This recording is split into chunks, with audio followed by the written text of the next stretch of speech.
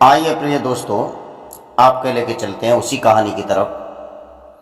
अब मैं आपको ये बताने के लिए जा रहा हूँ कि शिकंडी का किस तरह से जन्म होता है और शिकंडी कहाँ से बनता है और किसका श्राप लगता है कि शिकंडी के सामने पितामह भीष्म बाण नहीं चला सकते। चलो आइए विस्तार से देखते हैं।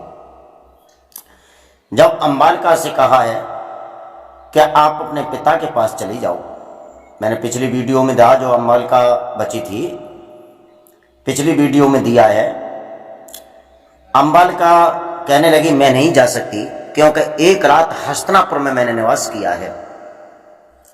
पितामह भीष्म कहने लगे मैं तो रखूंगा नहीं, आप कहीं भी जाइए। सुबह होते ही डोला में बिठाई और डोला में बैठ करके जब काशी नरेश के पास पहुंची, काशी नरेश ने देखा है अंबालिका को, तो काशी नरेश कहने लगा हे बेटी, क्या बात है जो आप हस्तिनापुर से लौट करके आई हैं। अंबालिका कहने लगी महाराज, मैं इसलिए लौट करके आई हूं, जो भीष्म तीनों को हमको लेकर गए थे तो दो राजकुमार थे सत्यवती के, दो बहनें उनके लिए कर दी हैं, मैं बची हूं, मेरे लिए कोई वर नहीं है। काशी नरेश कहने लगा देख बेटी, हे पुत्री, अगर तू एक रात हस्तिनापुर ना ठहरती तो मैं तेरी दूसरी शादी कर देता, लेकिन एक रात तू हस्तिनापुर रह करके आई है, मैं तुझे अपने महलों में नहीं रखूंगा, ना तेरी शादी करूंगा, तू यहां से चली जा। और काशी नरेश ने तुरंत उसे लौटा दिया और लौट करके आई। फिर हस्तिनापुर में पितामह भीष्म से कहा मेरे साथ शादी करो। पितामह भीष्म कहने लगे मैं नहीं कर सकता। वहां से अंबालिका चली है।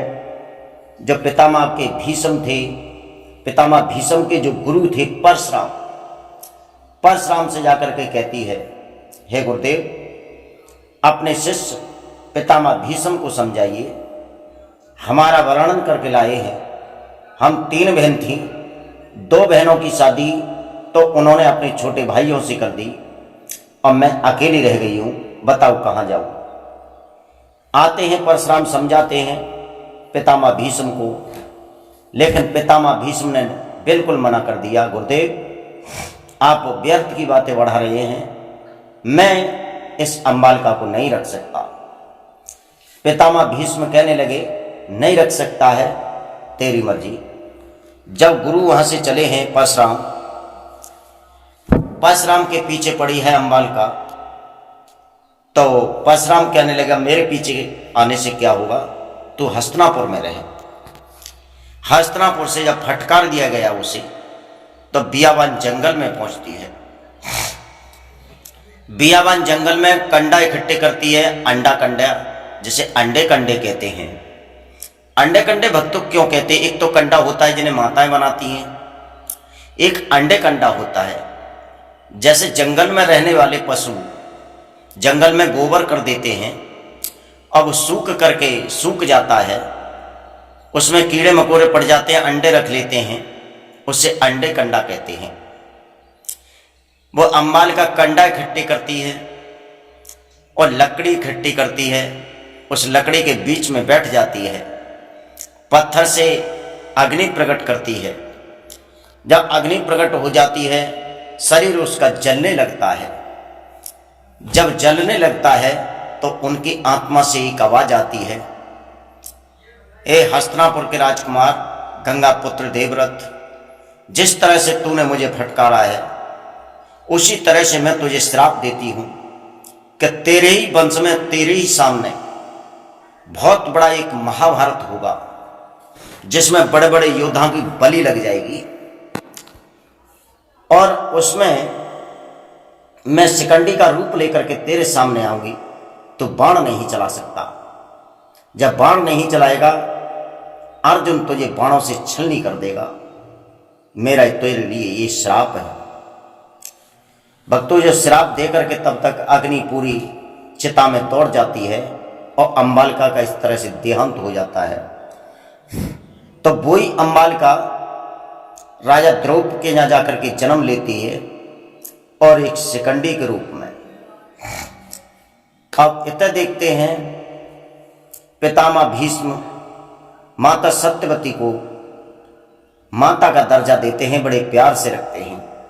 और यहां तक है कि एक ही शयन कक्ष में दोनों सोते हैं।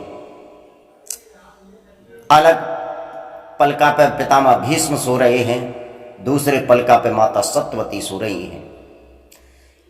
सत्यवती कहती हैं, हे पुत्र, मेरा मन करता है कि तुम मुझे इतिहास सुनाओ। पितामह भीष्म इतिहास सुनाते हैं, माता सत्यवती सुनती हैं। ऐसे ही कई महीना बीत जाते हैं। जब कई महीना बीत जाते हैं, एक दिन चित्र विचित्र ने सोचा, उनके मन में एक घिनौनी भावना प्रकट हुई और चित्र विचित्र विचार करने लगे, हमारे बड़े भैया हमारी माता के कक्ष में शयन करते हैं। हमें लगता है कि हमारी माता का और हमारे बड़े भ्राताश्री का जरूर कोई गलत संबंध है। आज किसी जंगला के द्वारा या रोशनदार के द्वारा हम देखेंगे आखिर ये करती क्या है। भक्तों, उस दिन इतिहास सुना रहे थे। सुनाते सुनाते माता सत्यवती तो सो जाती हैं और पितामह भीष्म इतिहास सुना रहे हैं। चूंकि पितामह भीष्म अपने कर्तव्य पर इतना कठोर कद रखते थे कि माता सत्यवती की तरफ नजर नहीं करते। जब माता सो जाती हैं, समय ज्यादा हो जाता है, उसके बाद में नजर घुमा के देखते हैं कि माता जग रही है या सो रही है। तो जिस पलंग पर माता सत्यवती लेटी हैं, उनका पैर पलंग से नीचे लुढ़क जाता है। अब पितामह भीष्म सोचने लगे हैं कि इस तरह से माता सोती रही तो इन्हें बड़ा कष्ट हो रहा होगा।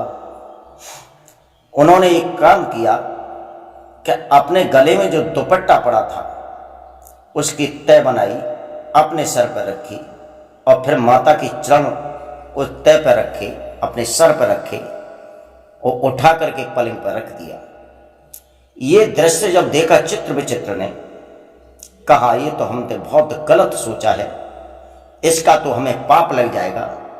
हमारे बड़े भ्राताश्री उस पैर को छू नहीं सकते, तो जो हम सोच रहे हैं वो तो कदापि हो नहीं सकता। भक्तों, वहां से हट जाते हैं। सुबह निकलता है। अब वे सोचने लगे कि हमें मनसा पाप लग गया। जब सोच रहे हैं कि मनसा पाप लग गया है, अब इसका निवारण क्या होगा। पितामह भीष्म के पास आते हैं, कहते हैं, हाथ जोड़ करके चरण स्पर्श करते हैं, माता के चरण स्पर्श करते हैं और पितामह भीष्म से कहते हैं, हे ज्येष्ठ भ्राताश्री, हमारे मन में एक बात है, क्या उसकी शंका का समाधान आप करेंगे। पितामह भीष्म कहने लगे, अवश्य करेंगे, बताइए अनुज, आप कहना क्या चाहते हो।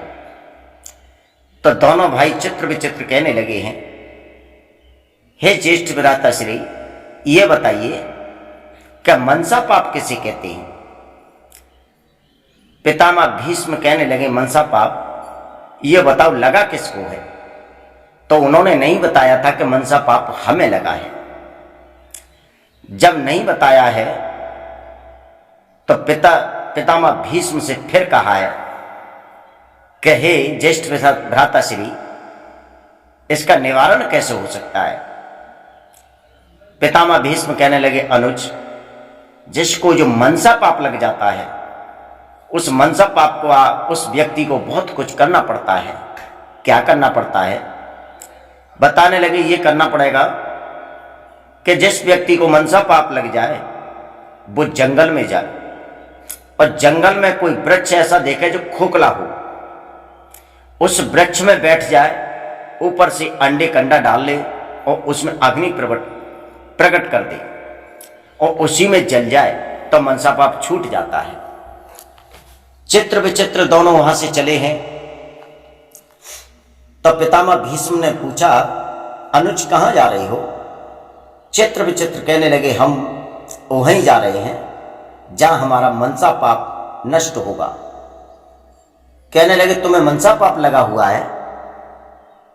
दोनों कहने लगे चित्र विचित्र, ज्येष्ठ भ्राताश्री किसी और को नहीं हमको ही लगा है। अब तो पितामह भीष्म बहुत समझाते हैं बुझाते हैं, लेकिन वो नहीं मानते हैं। हस्तिनापुर से बाहर निकल जाते हैं। जंगल में जाकर के उन्होंने एक वृक्ष देखा जो खोखला पड़ा हुआ था, और अंडे कंडा इकट्ठे करके और ऊपर से वो डाल लिए हैं। अब बैठ जाते हैं और पत्थर की मदद से अग्नि प्रकट करते हैं। जब अग्नि प्रकट करते हैं, आग जल जाती है और वे दोनों ही उसी में समाप्त हो जाते हैं। इधर हस्तिनापुर में माता सत्यवती को मालूम पड़ा है कि मेरे दोनों पुत्र मर गए हैं। अब तो बहुत चिंतित हो जाती हैं, क्योंकि दोनों बहुएं जो बची हैं उन पर कोई पुत्र नहीं है। पितामह भीष्म शादी कर नहीं सकते। अब हस्तिनापुर की गद्दी निश्चित डूब जाएगी। अब तो विशेष परेशान है भक्तों।